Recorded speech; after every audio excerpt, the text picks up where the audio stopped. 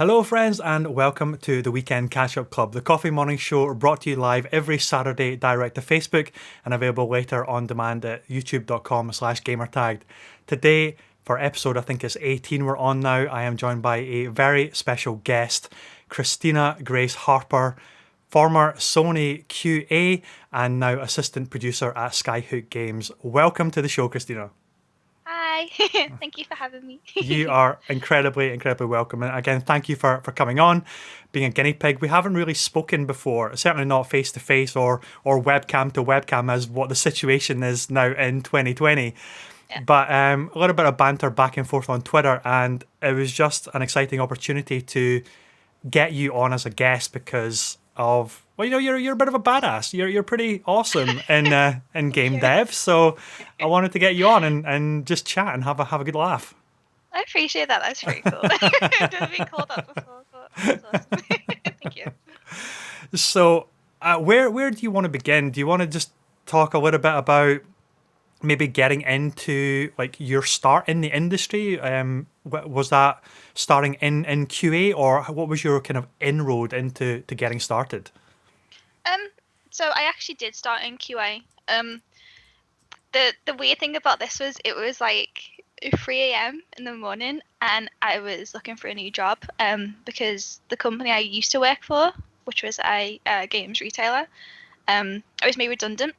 So I was on my laptop at 3 a.m. searching for jobs, and one came up for Sony QA, and I was like, I can do this. I studied game dev and design in college for like 2 years, and I got my diploma. So I thought, do you know what, I know a little bit about game dev. This doesn't sound too crazy. I'll apply. Did not think I'd get it because, you know, a lot of people have like this whole dream of working at PlayStation. So I was like, I'm not gonna get it. So I rang up. I had an interview. I was actually late to my interview as well because I got lost. Security guards had to come get me because Okay. like Nightmare. it's like in this like tech park that like there's like hundreds of shops and stuff. So I got really confused of where to go. And then the next day they were like, "Do you want a job?" So I was like, "Oh, okay." And then I started in QA. It was scary at first, and then after about 3 weeks, it just settled right in, and it was perfect. And Yeah. everything was going smoothly, and I knew what I was doing, so it's pretty cool. So what was that kind of like? Was it what you thought it might be, or was it just all like completely new? You were like a sponge going into game development where you're just absorbing absolutely everything with no real like preconceptions as to what the role would be. I didn't think it would be as like it's quite a challenging job. I didn't think it would be. Because you know you get a lot of people saying like, oh, QA, you just test games and you know you just play them and stuff.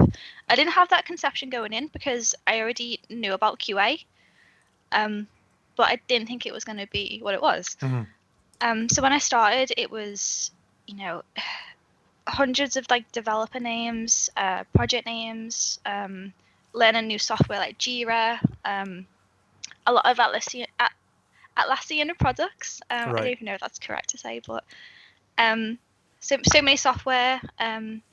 Even just learning like PlayStation software as well. There's so much that goes into PlayStations. It's crazy. There was so much stuff I didn't know about my PlayStation. So yeah, it was a big learning curve. It wasn't what I expected at all. I didn't expect the amount of like reports and the amount of communication you have to have. Bug reports as well were just not what I thought they were going to be. They're very complex. Each developer you work with has a different standard of writing. Right. So when you're switching from project to project, you need to remember like specifically what this developer wants and what this one does. So yeah, it's easy to get like lost and stuff, but it wasn't what I thought it was going to be, put it that way.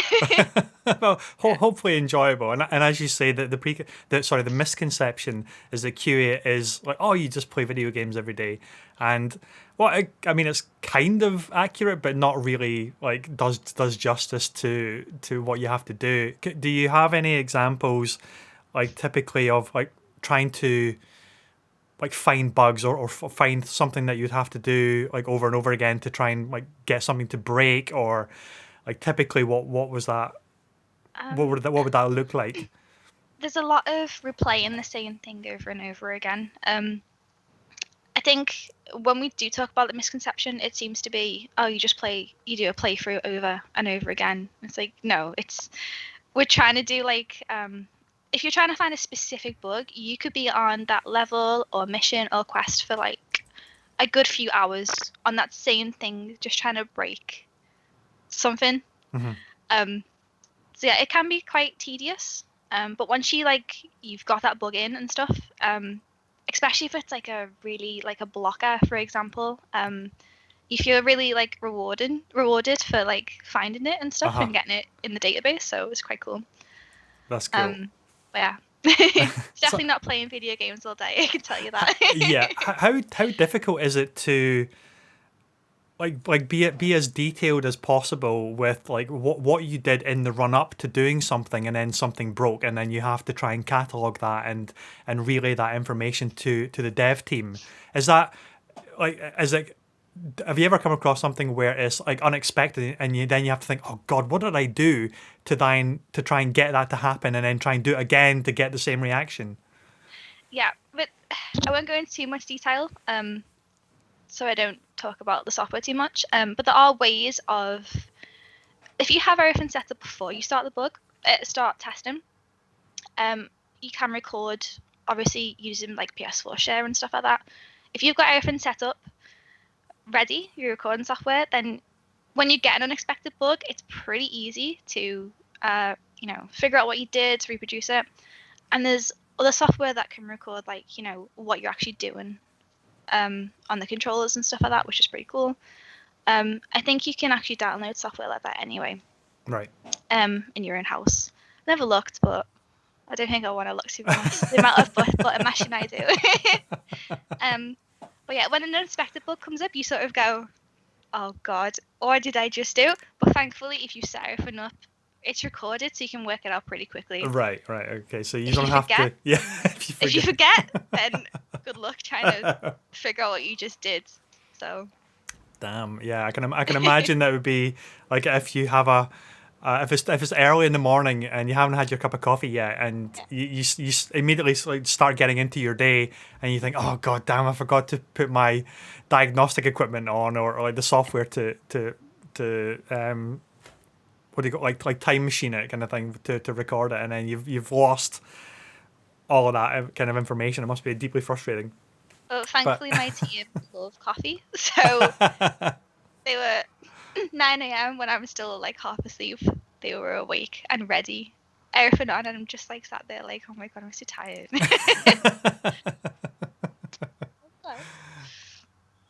So you've obviously had the opportunity to work on a lot of exciting projects. The one that caught my eye was the one that I think you shared recently on Twitter, and it was of course you in the Astro Bot costume. I'm a little bit disappointed that you don't have it on camera today. I was really looking forward to that. It doesn't belong to me, unfortunately. It belongs to one of the studios. They kindly sent it over for a diversity event that we did for the LGBT group. So the funny thing about that was I had no idea this costume existed. And two of my friends went to like a meeting for this diversity setup. Oh my gosh, what are you doing? Got a ferret causing trouble in the background. The pet is kicking off in the background. Don't worry about it. I'm sure my pet dog will rampage in through my office in a second as well. Yeah, two of my friends went to a meeting, and they came back, and I was sat at my desk and I was working, and my friend Sam looked at me. And he was like looking at me up and down, and I was like, "Are you okay, Sam? Do you need help?" And he was like, he said to I can't remember who it was.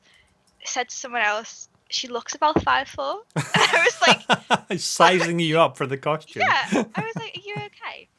And Sam was like, "You were a mascot on your previous job, right?" And I was like, "Yes." And then I could kind of click where it was going.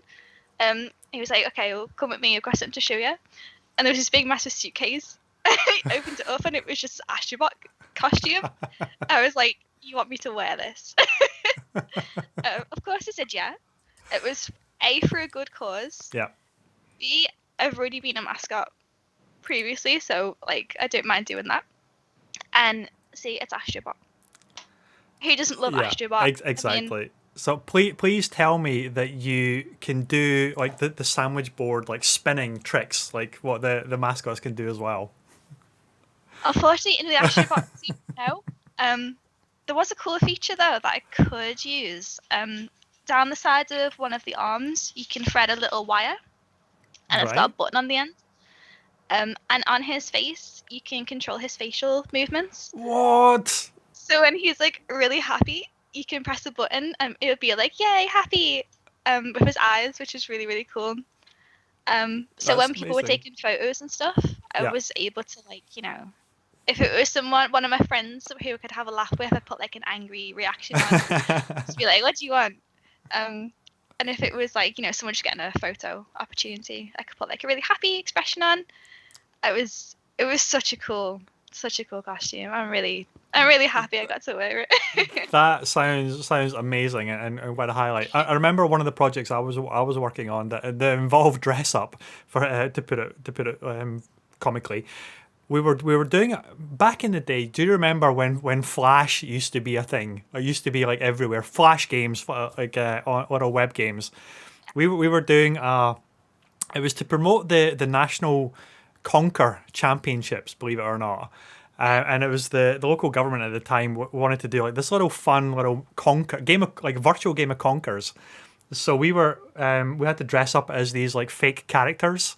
So we had a gorilla costume for King Conquer as one of the characters. And it was done like a Street Fighter setup as well. Like the fight screens would come in, the profile views, and I was William the Conqueror, and Oh my so God. I had like a medieval knight costume on, and we did some green screen filming for like reaction stuff when you would swing a conker. If your conker smashed or exploded from like a power shot, we would have this green screen like full motion video like reaction stuff as well. It was what a riot. Oh It's my just God. like stupid stuff. But that was like 10, 15 years ago when Flash was still around, Flash mobile games and stuff. Sorry, not mobile, just Flash games. It's silly, Oh, but I kind of wish I had an Astro Bot costume now. I'm going to have to hit Google or eBay or something and see if there's any out there that I can that I can fashion just for fun. I wouldn't be surprised if someone's made an Astro Bot costume, Mm. to be honest. I mean, everyone loves him. He's such a cute little mascot, so He is. He certainly is. And he seems to be making a lot of waves on the PlayStation 5 right now as well with the Playroom. Damn. the playroom was fantastic. It's not even a controller demo at this point. It is a fully fledged game, Yeah. and Yeah. it's incredible. So I'm so glad everyone's enjoying it. It's just so cool. It's pretty cool, isn't it? So keeping on with QA and stuff like that, do you find that to be like one of the better entry points for like to getting into game development and then using that as a springboard for like other things, or it's kind of worked out well for you? Do you think like for anybody who is thinking about getting into the industry, like QA is an avenue that's worth pursuing? It's a very, very weird one, this one. QA is definitely a career. It is seen as an entry point in. I mean, for me, who hadn't worked in the industry before, I was trained up.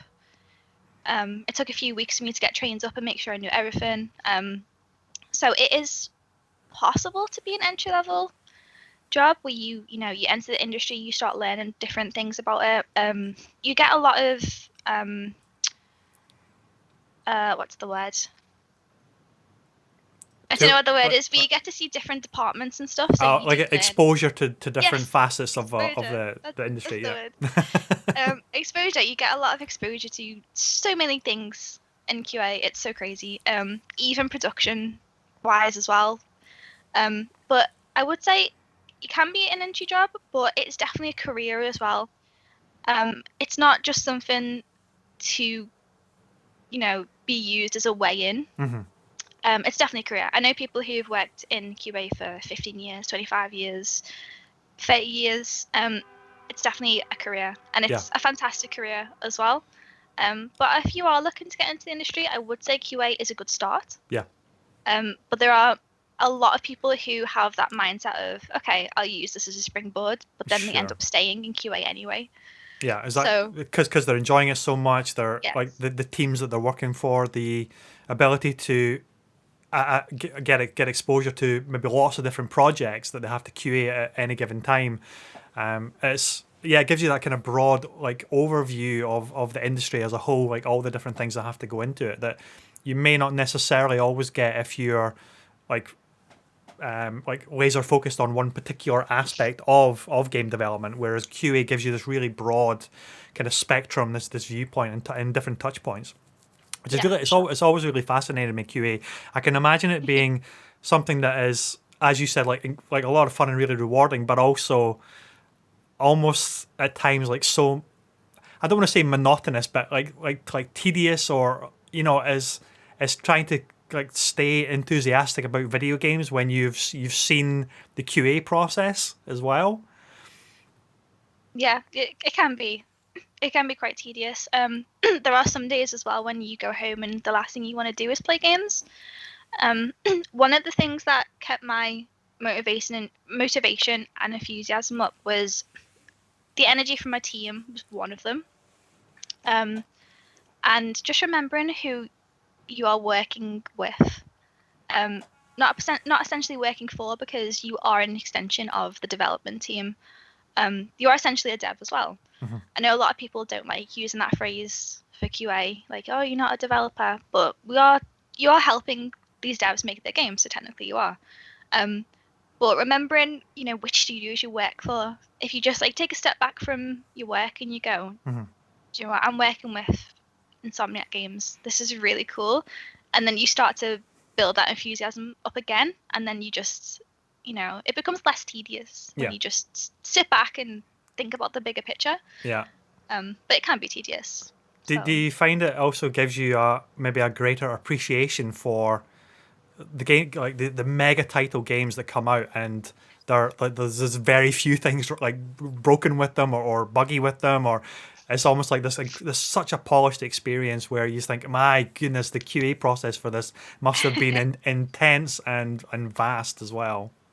Yeah, I mean, the weird thing about games is there's never no bugs, and it's never fully polished, because the amount of hours that QA put into a game, like as soon as the game's released in the first like hour, the hours that QA have put in on this game has been exceeded by players. I don't want to use the word consumer, so I'll say players.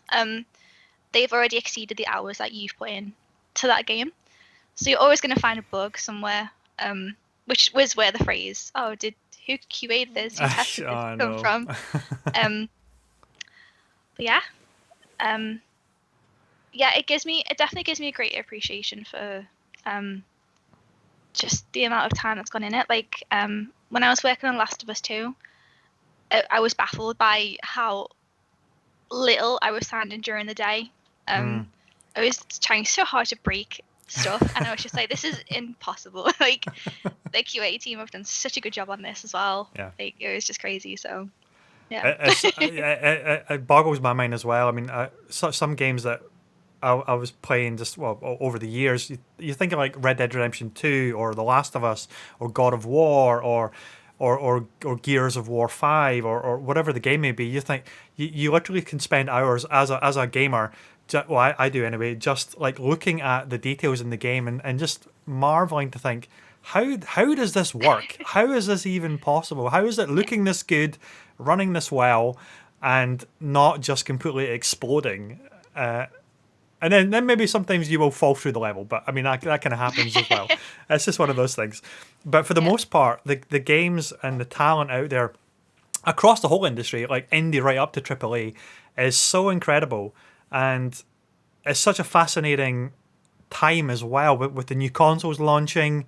There's this whole other push for like what is next in terms of not just technology, but what Astro Bot Playroom has shown is that the type of experience you can get is not just a quote unquote game. It's all these different extra immersive like elements which are continually getting pushed forward as well. And it's such an exciting time, and it's so cool to see. I don't even know what technology you could possibly push out at this point that would like exceed some of the stuff that Xbox and PlayStation have done at the moment. It's I was thinking absolutely about wild. this the other day. Yeah, I was thinking about this the other day. I was like, if they were going to make a PlayStation 6, for example, or an Xbox series, I'm not sure what they'd name the next one. It's like, what could Xbox and Sony possibly do to make the technology better? Like, I don't know. Yeah. At this point, it's incredible anyway, so I'm not sure where they're going to go next, but I know. Maybe they'll take the Nintendo route and just like look at other maybe input methods or different ways to give you a different experience rather than just the arms race for like more power, like faster SSDs and better graphics. But I'm sure we'll still get there as well. But yeah, like other ways in which you can immerse the player is super exciting, and that's a whole other type of QA testing, I would imagine, as well. Like I was talking to my friends on last week's show. They were gushing over the PlayStation 5's DualSense controller, and I don't have a PS5 yet, so I was super friggin' jealous. And they were telling me about like the difference between Call of Duty and the trigger resistance for like firing your weapon, or the tension that you get when you're throwing your webs in Miles Morales. Like all of these little things, you just think, man, it's so cool how they're just expanding the immersion factor for the technology, and it's I don't know how you would QA that kind of thing, but it's really interesting to think, okay, this just didn't work this time. The trigger didn't work, or it's fascinating for sure. I don't know how they test that technology either, but it's just insane. Like one of the best examples I can think of, if you do get your hands on a console and you do play Astro's Playroom, this is, I don't know if it's just me, but this is like the best part of it. When you go to like this you get like a little claw machine. Right. The feedback on the triggers is insane because you pull like the little lever, but you can feel it pulling on you, and you're like, I'm gonna pull this stupid lever. But you can actually feel the feedback, and it's just so crazy. Same with, if you've got a gun in a game as well, like an FPS, you can really feel it. It's crazy. I don't know how they did it, to be honest. I know, it's absolutely wild.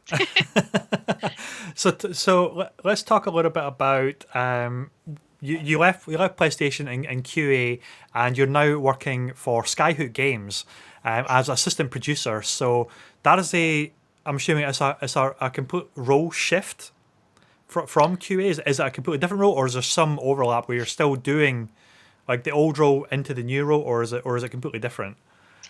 There is an overlap with some elements. With, for example, maybe like Jira.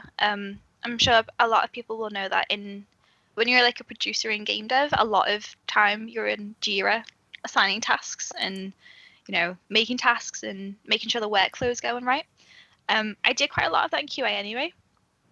So when I first joined Skyhook, my manager was like, "Do you know how to use Jira?" Yeah, and I was like, "Yes." So it was like straight in, able to do whatever I needed.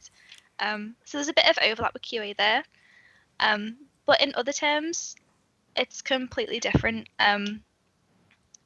You're just working on like so many exciting things, and you are the communication at the end of the day as well between different people and stuff. So there's a lot of more responsibility put on me, which is really cool, which is what I enjoy doing. And the best part is just working with different teams, like different like art teams and stuff.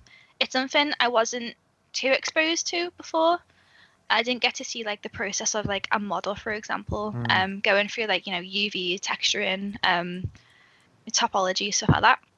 So that's really cool to see. So it is a little bit of a shift.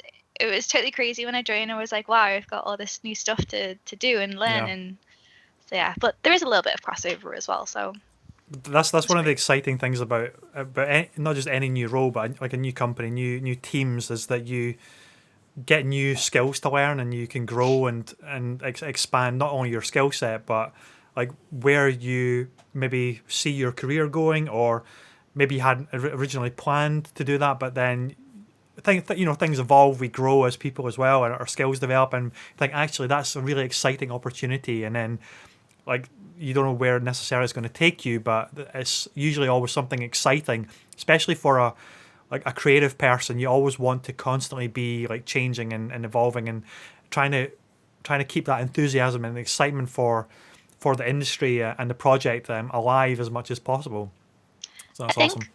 One of the I don't know if this applies to like everyone, but it definitely applies to me. I've noticed that my confidence has grown as well. And I'm able to like over the years I've learned like new communication skills, especially when you're talking to people from like different countries. You're working with different time zones and stuff, and different cultures as well. You definitely do grow as a person. Your confidence increases, your skill set does increase. And as a person, like yourself, it just like helps you grow. Yeah. Not just as a game dev, but as a human, I guess. So, yeah. It's pretty cool. It's pretty cool. How's that impacted? Sorry, how has the global like pandemic of 2020 like impacted that kind of thing? Is it? I mean, I guess the remote stuff won't have been too heavily impacted because you still have to like do the conference calls and things like that. But it's the like not having the office, not having that side by side like in the trenches with your colleagues kind of feeling that really does get hampered and impacted. How has that worked out for you so far? Is it still going smoothly? Being like the work from home life? Yeah, it honestly the onboarding was pretty smooth. It feels like I know everyone already, even though I haven't met them. So when I go to the office, it's going to be a big shock. I'm going to be like, you didn't match your avatar of like, I know, Kratos. Do you know what I mean? This is going to be really crazy. Should maybe paint a red stripe over your head just so they know it's you. Yeah. No, it surprisingly working remotely and onboarding remotely has been really good. Obviously it's not the same as, when you have people next to you, it helps drive your enthusiasm, your motivation, the social aspect as well. Mm-hmm. I know it can really, cause a few problems with like mental health and stuff.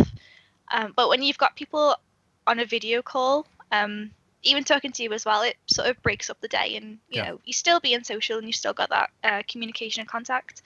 But working remotely has been okay. I wish the pandemic would stop so we could go back to normal working. I know. But yeah, it's just a shame. One day we'll get back to that. Exactly. I saw recently that the Square Enix have actually announced that they're going to offer the option to have a permanent work from home for their staff that want to take that up. I think it's really quite fascinating and wonderful that they're giving that flexibility. I'm kind of on the fence about personally because I am loving working from home. Don't get me wrong, but I also deeply miss like the colleague atmosphere as well and that kind of thing. So there's pros and cons. I can see more of a like a 50-50 split maybe going forward as well. But I mean, who knows what that world is going to look like or when we're going to get there. At some point, maybe next year. Hopefully by summer next year, we'll be in a position where we can actually like leave the house and meet up with friends and family and like work in an almost semi-normal aspect, I guess. Well, one of the good things that has come from remote working is, as you said, Square Enix have started to offer the opportunity of work from home or come in the office. It has opened up. I think studios now realise that they can do remote working. It does work, so it's opened up so many opportunities like across.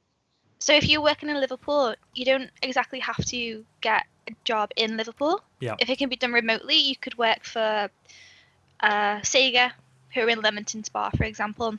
If you had all the equipment that you needed to work from home, you could work for Sega and not be in Leamington Spa, which is really cool. So yeah, it's definitely opens up a lot of more opportunities, not just in the games industry, in other industries. So I think that is one good thing about the pandemic. I think you're right, absolutely, because it's kind of taking out the need to relocate for any position. Like out of the equation now, whereas like if it was somebody's dream to work for Naughty Dog or Sony Santa Monica, you would think, okay, I'll have to up stakes and move all the way across to the USA. can't remember. Are they West Coast? I can't actually remember now.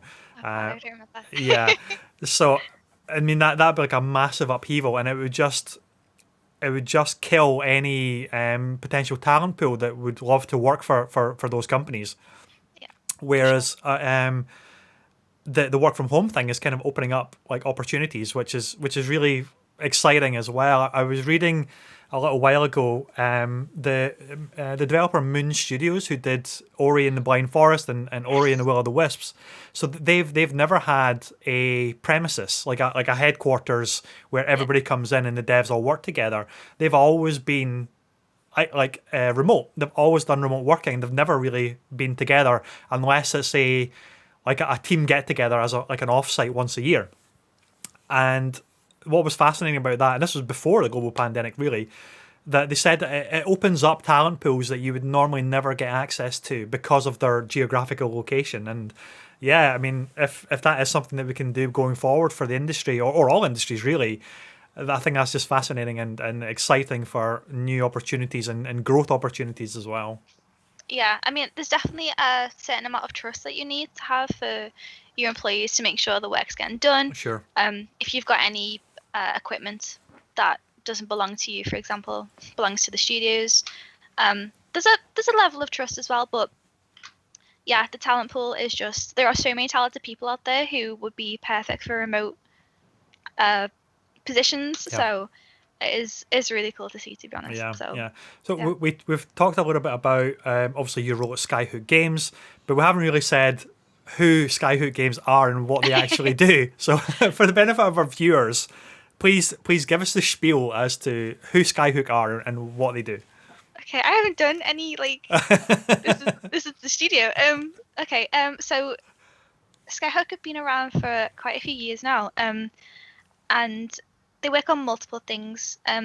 Mainly, there's a lot of things going on in the background which I can't talk about. Sure.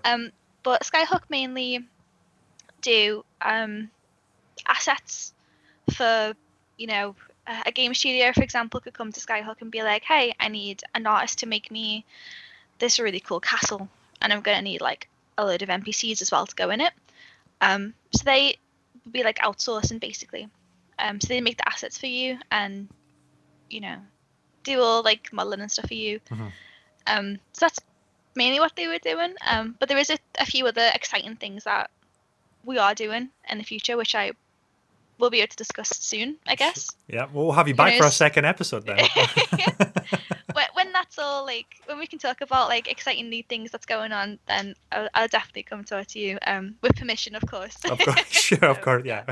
We don't want any insider leaks or getting you in trouble or anything like that. No. Yeah.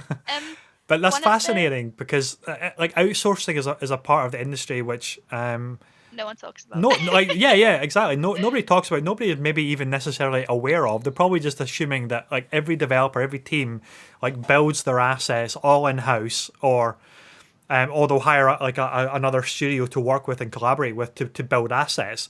They don't really think about companies that need to manage freelance artists, freelance programmers, freelance 3D modelers or animators, and what that kind of work kind of entails as well, and how vast and how varied it can be. And it's a fascinating side to the industry as well, whereas it could be I need this person who is just amazing at modeling warehouses, or this person is just amazing at lighting engines and how to light a scene, or environment artists that are great about sci-fi art versus rural urban art, and then and we have to coordinate all of this. And I can imagine logistically it can be a little bit of a nightmare, but also high speed and a lot of fun. Yeah, I've just thought as well, I should probably mention people might know a bit more about Dovetail Games. So Skyhook actually make assets for some of their games. I have just googled this. It's public knowledge that they work with Skyhook. Okay, good. They work together. I'm just making sure. Yeah, so Train Sim World and stuff like that. They do make assets for Dovetail, and we work with Dovetail, which is really cool. Also, Train Sim is actually really fun. I tried it like a few weeks ago, and I'm kind of addicted to it a little bit. It's really fun, so you should, if you like simulators, go try that out.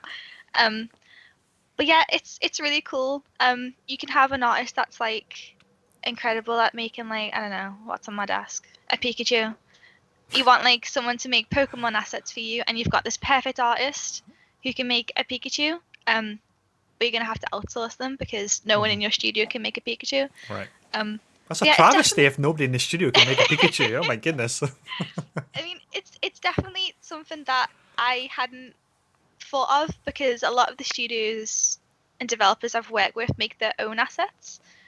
So when I was looking into Skyhook, I was like, oh, okay, that's actually pretty cool. didn't think about that one. Yeah. So yeah, it's fascinating though. It's really cool to see like so many different art styles and just different ways of making stuff. It's really cool. I love it. It's pretty awesome. I mean, there's so many talent, like varied talents within the industry. It's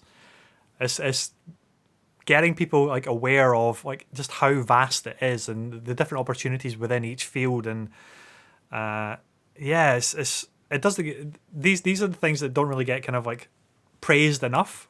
Yeah. I'm maybe a little bit biased because I'm an avid collector of concept art, so I'm always poring over like whether it's Titanfall 2 art, it's The Witcher art, it's BioShock art over there. I'm just like, man, look at the environmental detail here. And then somebody would have to then take that and then create a model of that, and then another person or team would have to then like populate that with like foliage for, or if it's like distressed, then you'd have to get like roots and decay and all this kind of stuff coming up, and really just make the artwork viable rather than like a painting which looks incredible, but then transpose that into like a 3D world that can then be interacted with for the player.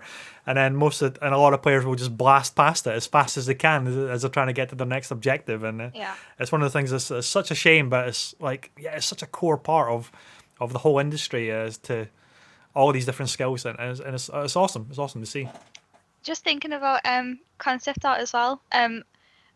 We have like a really amazing artist in our team, and if you give him a picture and you give him like a few hours, the picture is in a model, and you're just like, wow, like how have you done that? Yeah, like how is that it's possible? The coolest thing. It blows my head. I'm just like, dude, that looks incredible. Like, I don't know how you've done it. I can make a square on Maya, so Yeah, I could probably make a smudge or something like that, and that'd be about it. It's so cool. Yeah. So let's talk a little bit again about. So you're an ambassador for Women in Games. Yes. I guess let's talk. I don't really know what to say other than let's kind of like talk a little bit about this. We just had I think it was the Women in Games Awards a couple of nights ago, which was fantastic. It's just an initiative which I think is wonderful that it's there, it's in the industry, and it's really trumpeting and championing like women in the industry as well. So can you talk a little bit about your role as ambassador for that? Yes. So I'll just quickly say that Women in Games, it's an organisation that is not for profit, and it's not just for women. We do have male ambassadors as well. So it's mainly for women in video games, mobile games, online games, and esports as well, which is really cool. I was just going to see if I could find the number of ambassadors we have. I can't see it straight up, but for example, like every month we could have like 52 new ambassadors join us, which is really, really cool. And they're from all over the world. Like, I don't know, like Italy, you've got the UK, you've got Spain. There's just so many places that these women are from. And they're all incredible as well. The Women in Games conference was held remotely this year, which was they did a fantastic job with it, and there was just so many incredible people on that panel. But yeah, my role in it is to sort of help encourage people to look at the industry a bit more. Also put on like events as well, we obviously can't do events as like, because of the pandemic, we can't do them in person. So what I have been doing is like little coffee mornings where we talk about, it could be a topic from game dev, like, I don't know, I can't think of one off the top of my head. Oh, accessibility in video games is one I did recently. I had Mark Friend from PlayStation join me on that one because he's an accessibility specialist, and he is his brain is just filled with accessibility, and it's just picking his brain is just amazing. He knows so much about it. So yeah, that was one of the things I did. And a few more coffee breaks were just like, you know, Jackbox games and stuff, just trying to break up the whole work. And because you're working at your PC and you play on your PC for a lot of people, so it's kind of like, you know, you work in the same break. place. There's no like separation sometimes between like what is leisure and what is like the day shift sort of thing. Yeah. So there was a few events I did like that where we were talking about Pokemon, we were playing Jackbox games. But yeah, there's not too much I have been able to do because I only joined in, I think it was like June or something. So I haven't done too much yet. Maybe in the future. Sure. What's the process for anybody who wants to become an ambassador for this organization? Is it difficult to do, or is it based on your like role within the industry, or is it something that like anybody can volunteer to become? Yeah, I think anyone can just apply for it, to be honest. Because I'm not too sure about non-industry people, because I've not had to. I know a lot of people I talk to who are ambassadors work in the industry, so I've not really I don't know, I've not really spoke to anyone who doesn't work in the industry, but I think it's open for like everyone who is interested in like, you know, esports and stuff like that. Yeah. There is a link on the website that says, hey, do you want to join us and be an ambassador? And you just fill out a few questions. One of the questions is like, why do you want to be a Women in Games ambassador? You know, you can put like a really passionate paragraph if you really want to, which is what I did. And then the board review it every month. Okay. And yeah, so if your application goes through and it's approved and stuff, then you can join us and be an ambassador. So it's really cool. That's fantastic. I love the idea of like the coffee mornings things where you can get people together to either have something just like a fun get together, or something specific like a workshop, or if you wanted to just maybe share a bit of knowledge, and you can just relay that to other people within the industry as well. That's what's really quite exciting.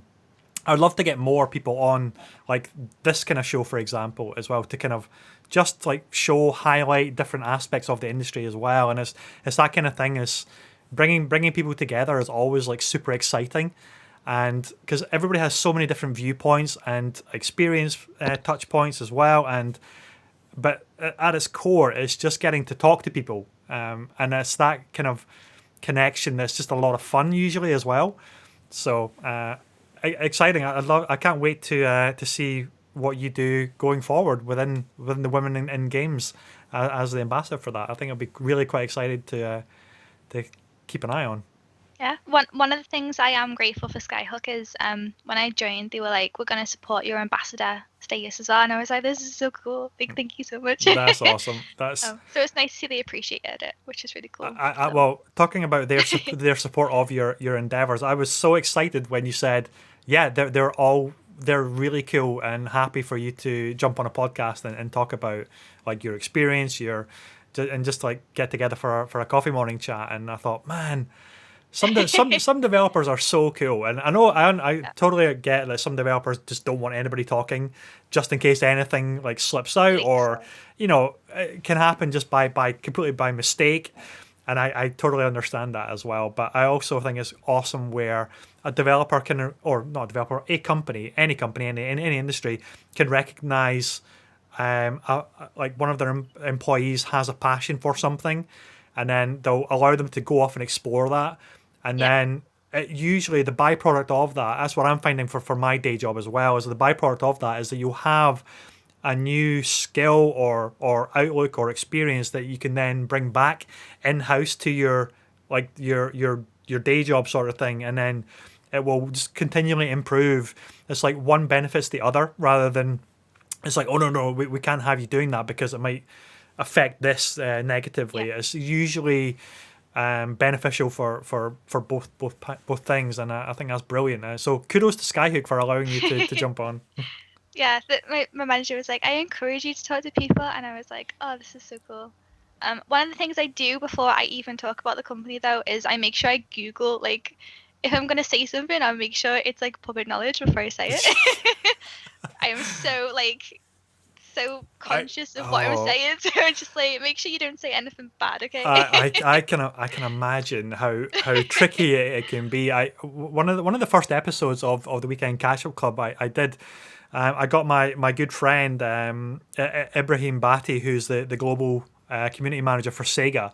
He was super excited to join, and I said, look, like before we went live, similar to what I did with you, like, is there anything that you don't want me to talk about, just in case, like it slips out? And he's like, so he gave me a list of a few things, but not a great deal. It's like, yeah, just don't ask me about that. just don't ask me about that. It's like that's totally cool. I don't mind. It's the kind of thing where the Coffee Morning Show isn't about trying to like get gossip. It's just about hanging out and just having a chat about the industry as a whole kind of thing, and you know, bringing people together and having a good blather.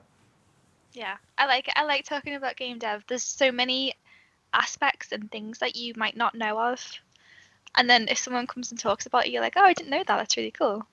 Yeah. For example, the asset outsourcing, which is really cool. So, yeah.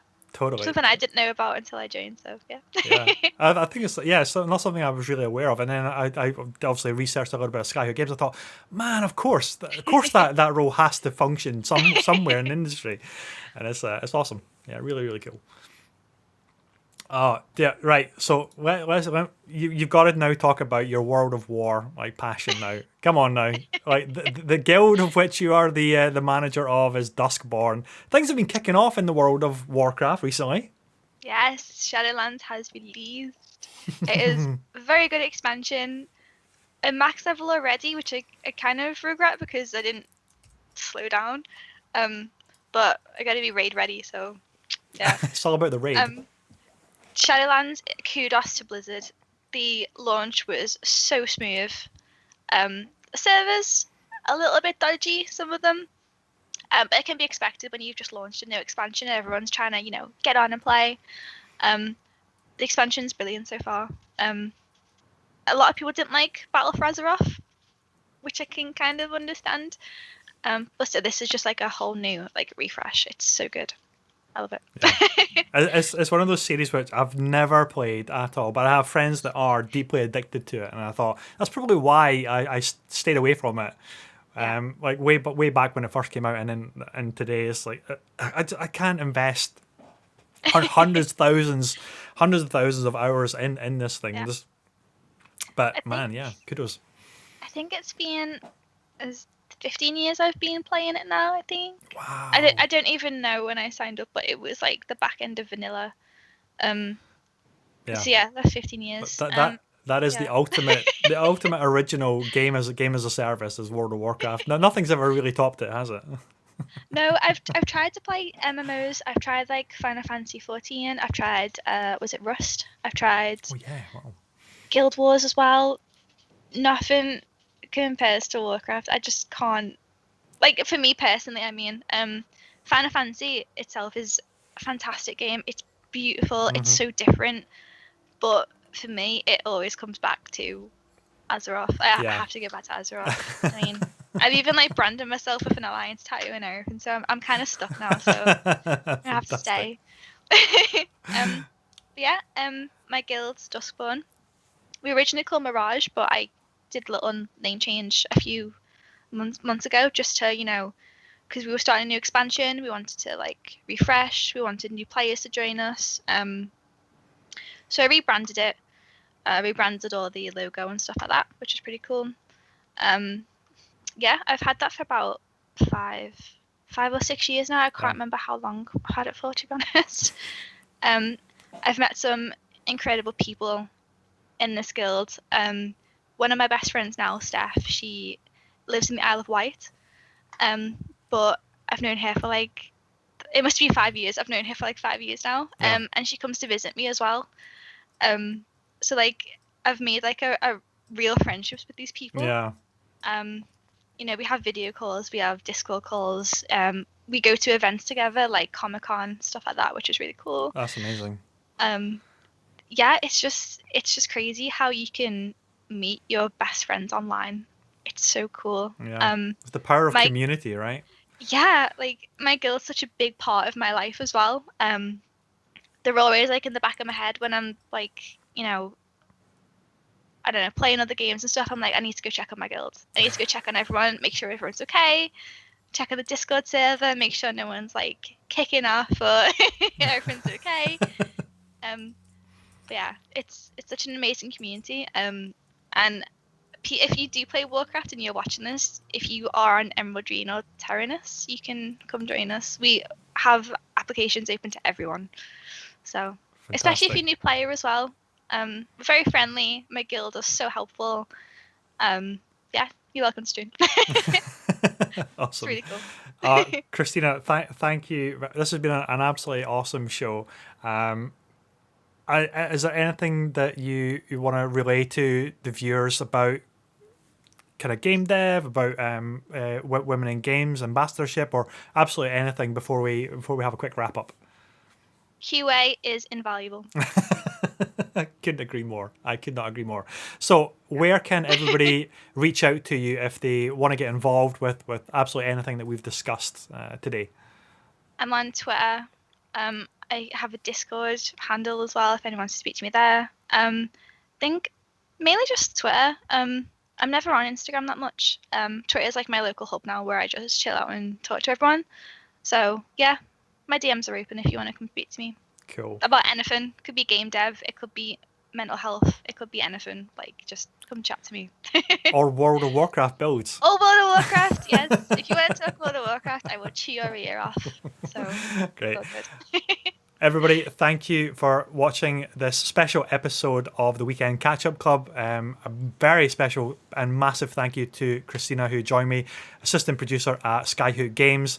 She's absolutely awesome. I will be trying to get you back for future episodes for definite.